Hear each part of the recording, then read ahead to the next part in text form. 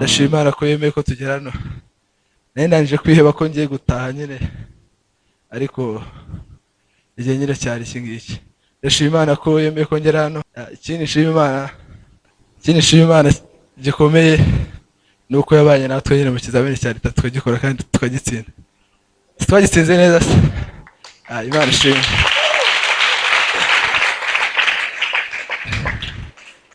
Nta mashimwe menshi mfite, ariko ikintu cya mbere nyine nari navuze ko ndi bushime nicyo cy'amanota Satani yitambitse mu manota yanjye, ndetse nkeka ko ayo nabonye mwari kubona 37, niko byari bimeze. Nari kubona 37, ariko Imana irabihishura nyine ivuga ko ari uburiganya Satani yari yakoze.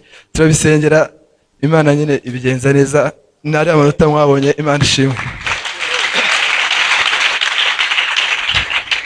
Ngiye gushima mu karembo gatoya nyine, then tutanga umwe.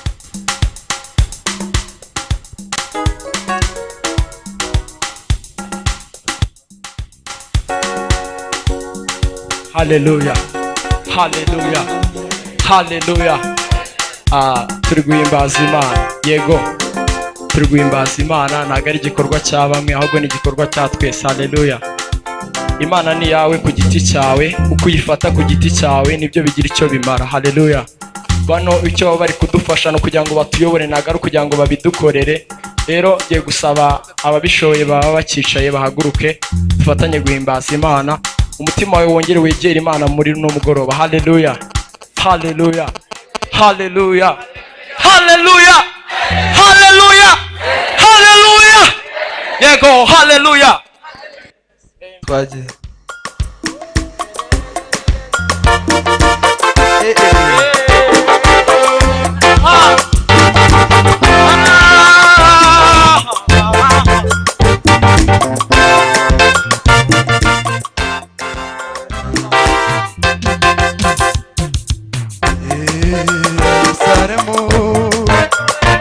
Hari kigeresi cyitwa Bethesda.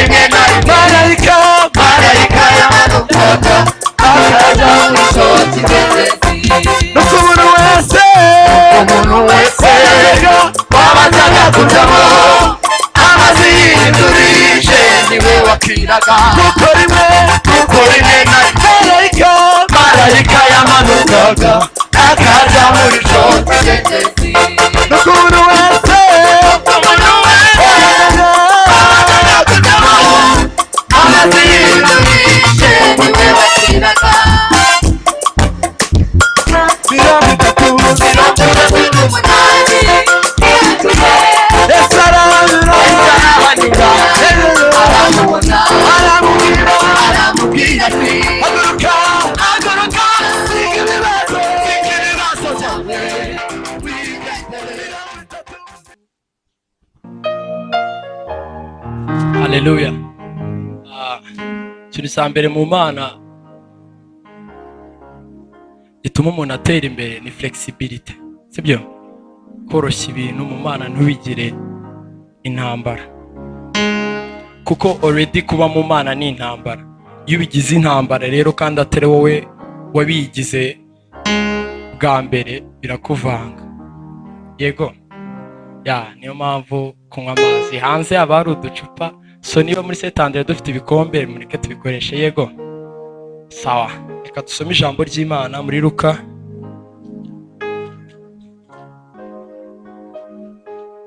igice cya 11,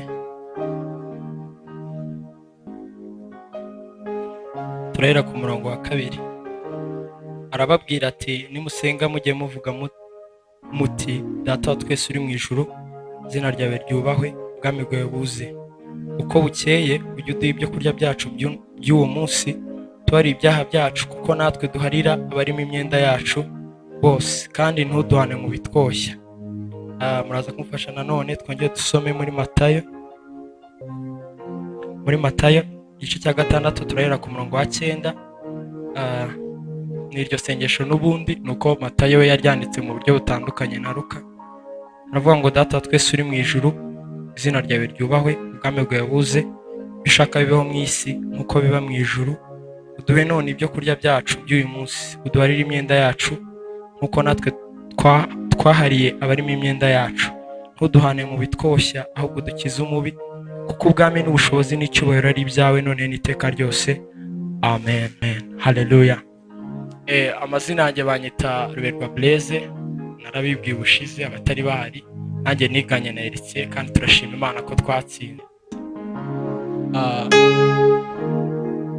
Ndagira ngo mbere ko ntangira kwigisha ube hano, nabwiye Imana ngo kuko menye ko nzatsinda neza, kimwe mu bintu nzakora kugira nanjye mushimishe ibyo nashobora, nzafata umwanya wanjye ngaruka hano St Andre kuko nabyo hari icyo byafasha. Rero ikintu nifuje kubigisha wenda gishobora kuba ari nacyo cya nyuma turi hano, ni ikintu cyitwa kwiha Imana.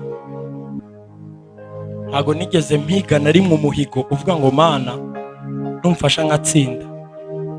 Ndi kubijyana ku manota kuko niho iryo somo na ryapritse mbona birakunda biremera amanota y'icya leta.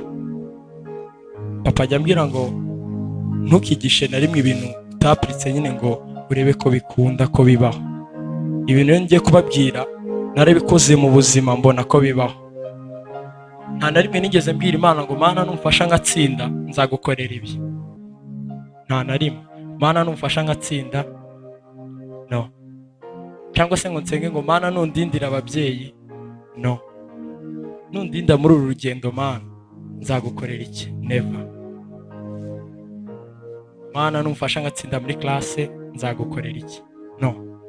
Numfasha uno muntu agakira indwara nzagukorera iki, never. Why? Kubera ko ibintu byose mbabwiye nzi neza ko ari ubushake bw'Imana.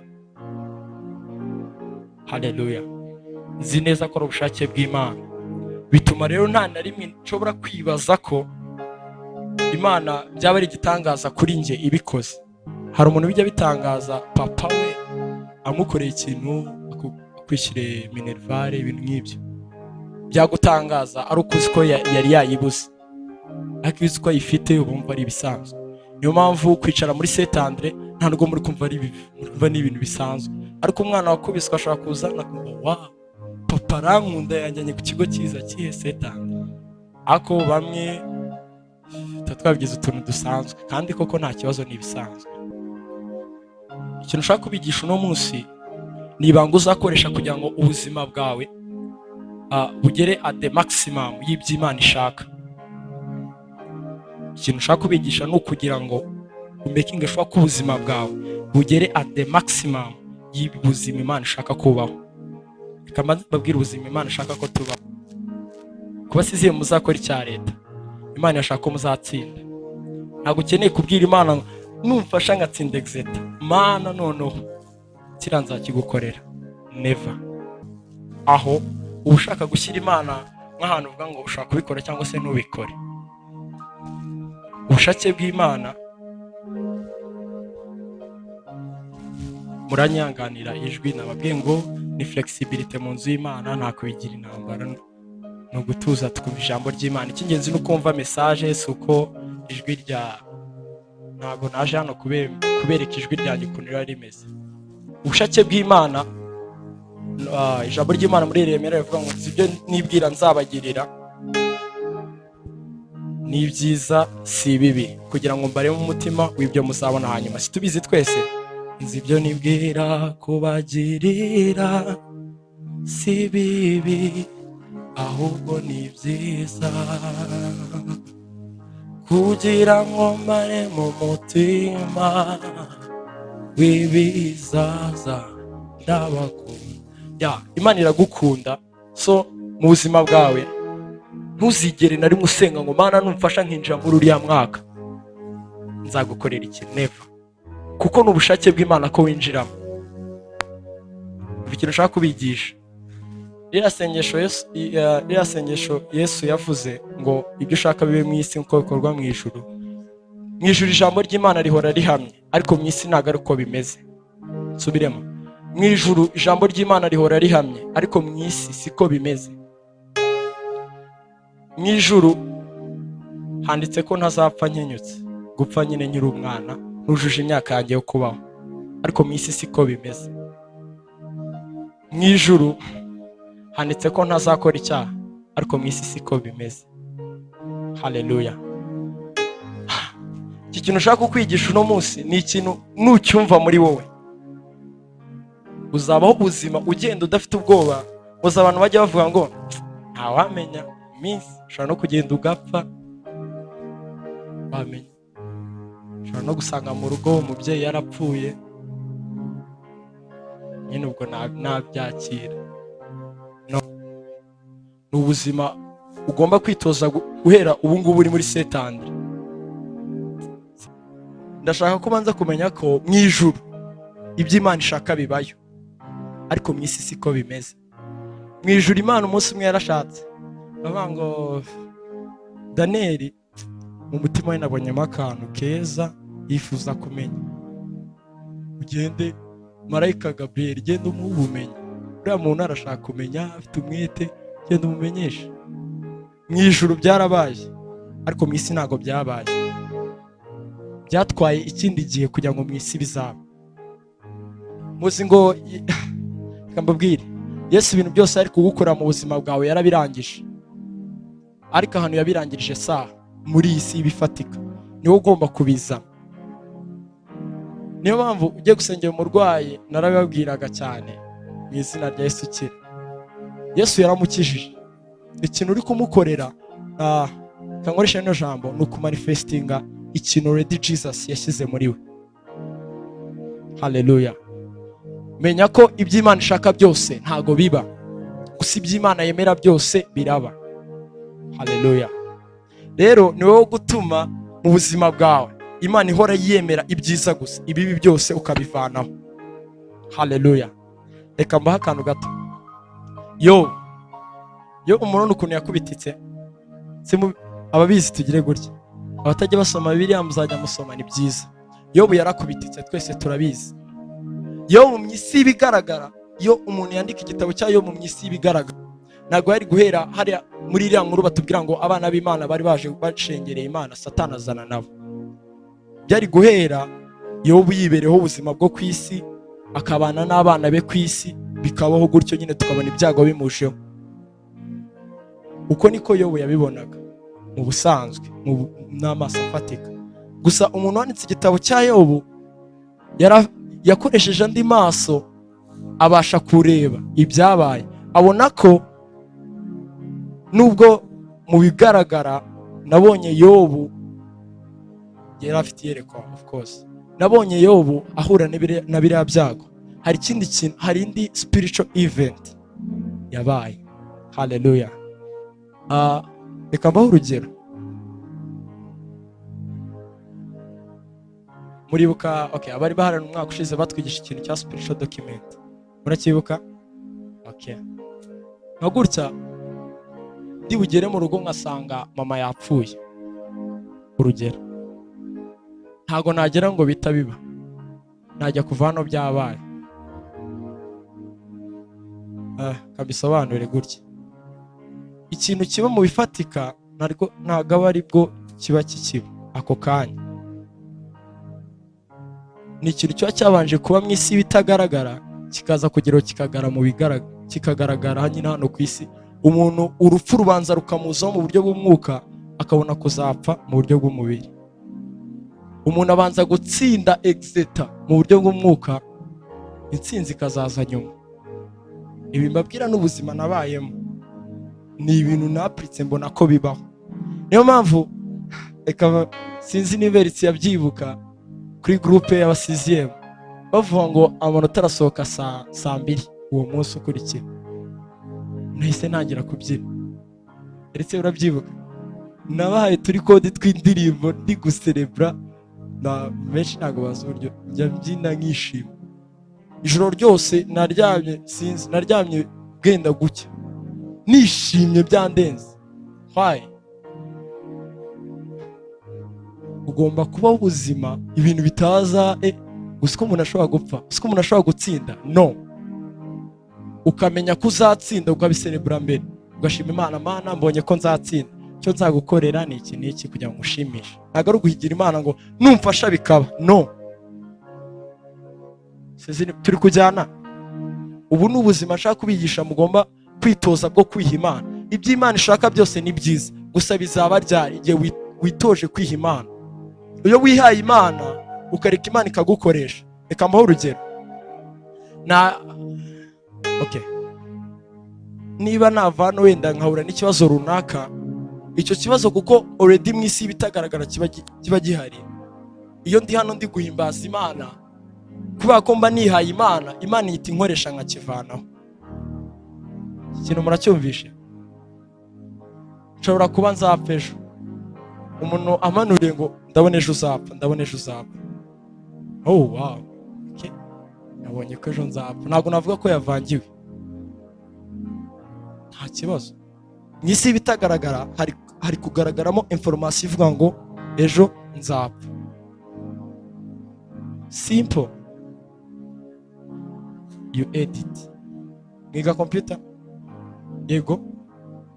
Edit nyine no kudiritingamo ibyo ushaka, kongeramo ibyo ushaka, bimwe ukabigira binini gutyo. Mu buzima bwawe ejo ushobora kuba uzababara, ariko umubabaro w'ejo uhari uno munsi. Umuntu umwe Imana yaramubajije ngo niba ejo imvura izagwa cyangwa imvura iri kugwa ejo, aravuga ngo okay, imvura izagwa ejo nyine. Imana avuga ati oya, ntabwo imvura izagwa ejo. Niba imvura izagwa ejo, imvura iri kugwa ejo. Ikintu muri kucyumva? Niba uzapfa ejo uri gupfa. Haleluya. Niyo mpamvu hari abantu babaho ubuzima. Ni kuki wabyemeye Mana Nyagasani? Ntabwo ibintu bibaho gusa ko Imana yabyemeye. Ejo niba nzapfa, Imana bitewe n'ibintu biba byabereye mu mwuka iba yabyemeye, kubera ko Imana ni umucamanza utabera. Ariko ni ngiye bo kuba maso, nkabasha kumenya ngo ejo hari akababaro, hari amahirwe yuko ngiye muri praise and worship, ngiye guhimbaza Imana mu buryo bw'umwuka. Haleluya. Mu buryo bw'umwuka ne editing icyo kintu kiri ejo gisibe. Uzabeho ubuzima butunganye Imana. Mana dore ibintu byabaye. Imana nayo yigeze gusanga bimeze gutyo. Yego twarabivuze cyane. Imana irasanga ku isi nta nshuti n'imwe ifite, nta butunzi. Imana yari umukene kera hose, nta mugati wa mu gitondo wari uhari, nta zabo. Imana igivuga ngo isi nibiyuzuye n'ibyanjye, tubizi twese. Icyo gihe rero isi nibiyuzuye byari amazi. Imana yari umutunzi ku mazi gusa, ikagenda hejuru y'amazi. Picnic, nta beach ihari, nta amazi gusa, nta butaka yalandingaho. Ntabwo icyo gihe Imana yifashe maso ngo irire, yamenye ko ifite ibintu bibiri. Nibyo ngiye kubabwira. Yari ifite umwuka, ifite n'ijambo. Umwuka n'ijambo. Okay? Iravuga habeho umucyo. Umwuka urakora. Mu buryo bw'umwuka biragaragara, bitewe n'imbaraga uwo mwuka wari ufite, bita bigaragara no mu isi bifatika. Habaho umucyo. Wow. Imana umucyo. Wow. Umucyo ni mwiza. Mbega ukuntu ngo Imana ibona ukuntu ari byiza, iranezerwa. This is not enough. Nkuko reka mbaho urugero. Ejo nshobora kubona ejo ni habi, nyine hasa nabi, nanjye nkabona na amazi gusa. Umunsi wanjye wuzuyemo amazi, nta hantu mfite ndi bulandinge na hato, nukwirirwa niruka gusa. Nta muri kubyumva? Dukoresha terme nyine muri Bible kamasobanura kano ka habamo imvugo iri figuratif n'imvugo iri literaire. Ikintu kiri figuratif ni ikintu nyine ni ikintu kiba kivuzwa ariko atari cyo true meaning. Yego, ndi umubibyi, ni nge mungeri mwiza, abakristo ni intama, bakwita intama ukemera. Uri intama ntago ari intama, uri intama se basi ya Kristo. Yemeye ko ari intama, mumukomera amashyi intama. Yego. Icyo nashaka kubabwira ni iki, iyo ni imvugo iri figurative, sibyo? Imvugo nyine ibihisha. Rero nimvuga ngo umunsi wanjye wuzuyemo amazi, wumva icyo mvuze. Nanjye nkavuga ngo habeho iki, vuga ijambo, Mwuka w'Imana ndimo, ejo bikaba. Uyu munsi uko umeze ntago niseye ko ejo ari uko wari umeze. Sinzi niba mubyumvishe. Uyu munsi uko umeze sinzi neza ko ejo ari uko wari umeze. Niyo mpamvu buri munsi nkora, kuko nzi ko ejo heza hanjye nibyo hafite ubu. Ejo ushatse wapfa. Mwari mubizi? Umuntu ejo ushatse wapfa. Ejo ushatse wava mu gakiza. Ejo ushatse warwara. Ni ikintu gusa ushobora kwemerera kikaza muri ejo hawe, ejo ukazahura nacyo. Niba ejo imvura izagwa, ejo ntabwo imvura izagwa, imvura iri kugwa ejo. Nuko bimeze. Niba uzatsinda, nk'ubu resultat za exit zirahari. Niyo mpamvu spiritual document you edit.